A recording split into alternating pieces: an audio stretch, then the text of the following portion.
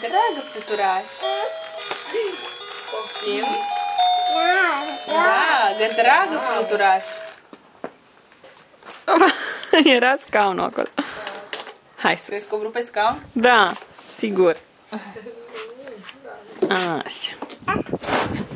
Ține, scuze.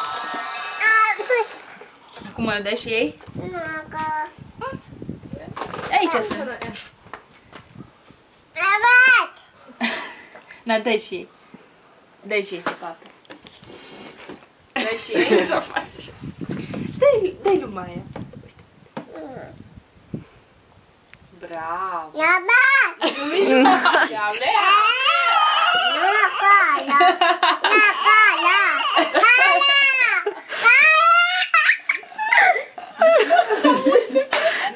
O vrut să o ia.